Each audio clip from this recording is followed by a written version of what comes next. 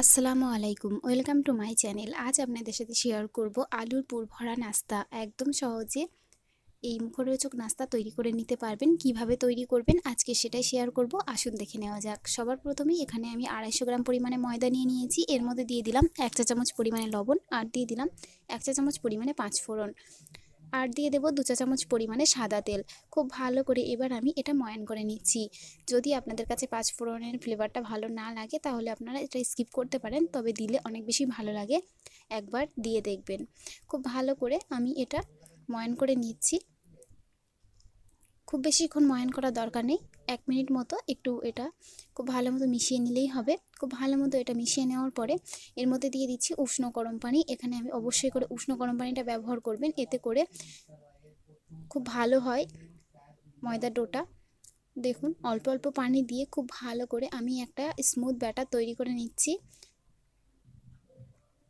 খুব ভালো মতো এভাবে স্মুথ ডো একটা তৈরি করে নিতে হবে। ঠিক এরকম ডো তৈরি করতে হবে যাতে আমরা রুটি বা পরোটা তৈরি করি ঠিক সেরকমই।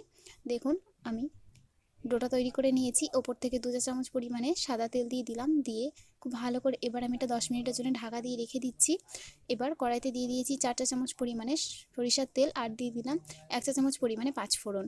5 ফোড়নটা 30 সেকেন্ড মতো একটু ফোড়ন নিয়ে নেওয়ার পরে এর মধ্যে দিয়ে দিচ্ছি একটা কুচি করে নেওয়া পেঁয়াজ। পেঁয়াজটা দিয়ে খুব ভালো মতো পেঁয়াজটা এবার লাল করে ভেজে নেব। পেঁয়াজটা একটু লাল করেই ভাজতে হবে। দেখুন গ্যাসের ফ্লেম মিডিয়াম টু হাইতে রেখে খুব ভালো মতো পেঁয়াজটা আমি ভেজে নিচ্ছি। এখানে আমি পুরের জন্য সরিষার তেল ব্যবহার করেছি, আপনারা যদি চান তাহলে সাদা তেলও ব্যবহার করতে পারবেন। এবার টুকরো করে নেওয়া আলুটা দিয়ে দিলাম।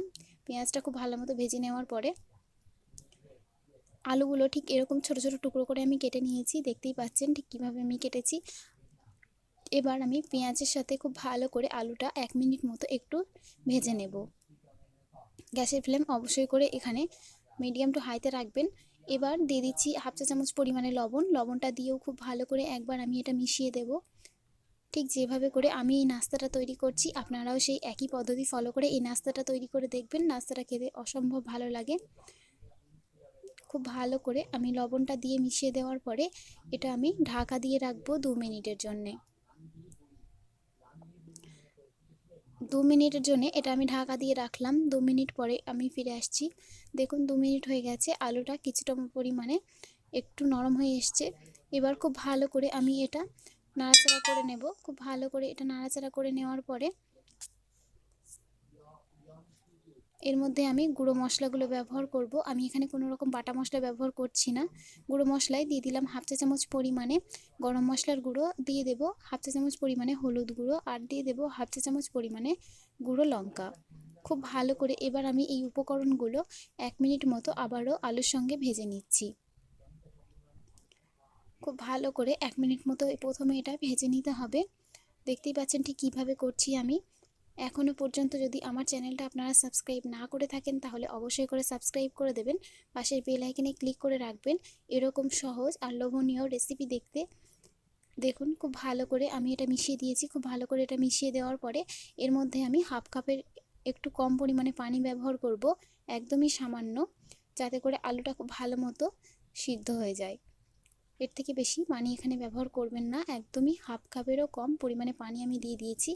দিয়ে খুব ভালো করে আমি একবার এটা মিশিয়ে দিচ্ছি। আবারও বলছি 1/2 কাপেরও কম পরিমাণে পানি এখানে ব্যবহার করবেন।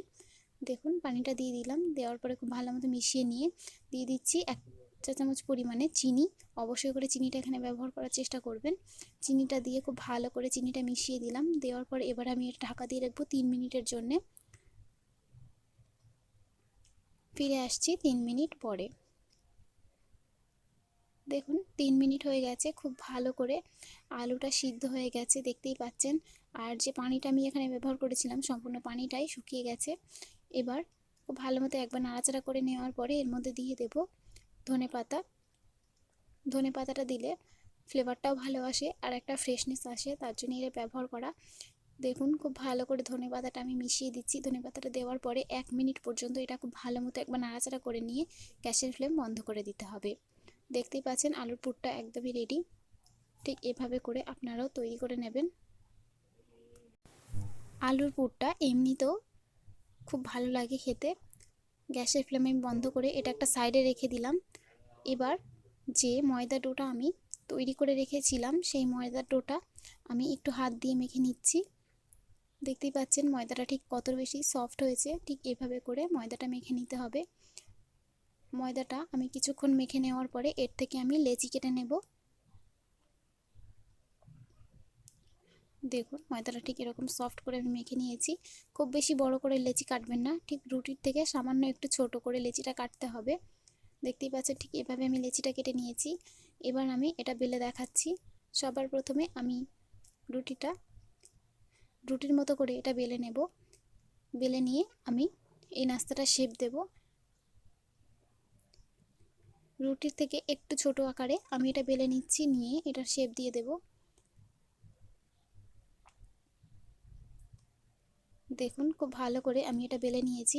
এবার আমি এটার মধ্যে দিয়ে দেব যে পুরটা আমি তৈরি করে রেখেছিলাম সেই পুরটা।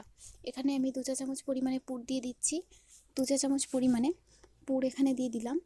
দেওয়ার পরে খুব ভালো করে পুরটা আমি একটু চামচ দিয়ে দিয়েছি। দিয়ে দেওয়ার পরে এবার সাইড দিয়ে এভাবে একটা রুটির সাইড নিয়ে আরও একটা রুটির সাইড নিয়ে দুটো মুখ একদিকে করে এবার ওপর সাইড দিয়ে এভাবে এক জায়গায় নিয়ে এসে নিচের সাইডটাও মাঝখানে দিয়ে খুব ভালো করে সিল করে দিতে হবে।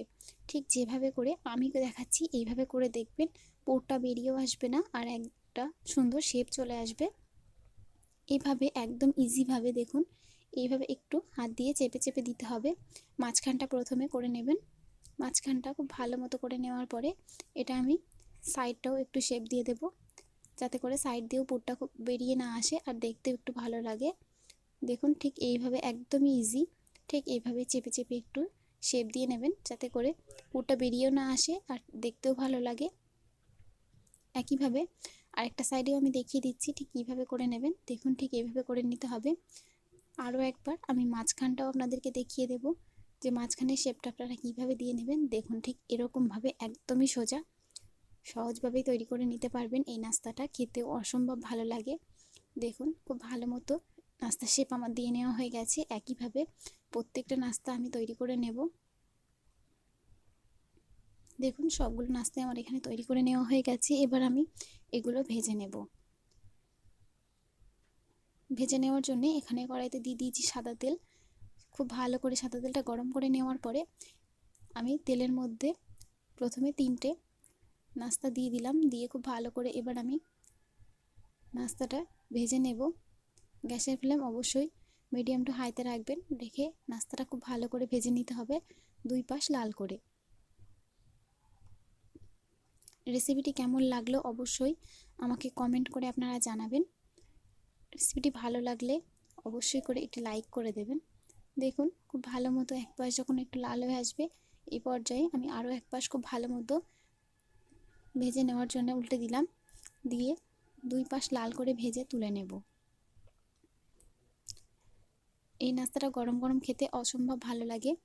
একবার হলেও অবশ্যই বাড়িতে আপনারা এইভাবে তৈরি করে দেখবেন।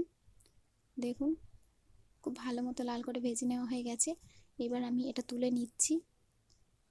একইভাবে আমি বাকি নাস্তাগুলো তৈরি করে নেব। দেখো পরের বারেও দেখতে পাচ্ছেন আমি একইভাবে নাস্তাগুলো লাল করে ভেজে নিচ্ছি। খুব ভালো লাগে এই নাস্তাগুলো। সবগুলো নাস্তা ভেজে নেওয়ার পরে আমি এটা সার্ভ করেছি।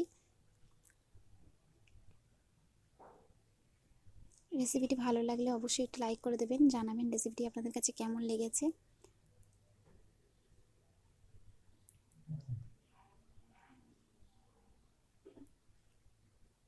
একটা নাস্তা আমি আপনাদেরকে ভেঙে দেখাচ্ছি। আলুর পুর একদমই ভরপুরের মধ্যে দেওয়া আছে, দেখতেই পাচ্ছেন কতটা সুন্দর লাগছে।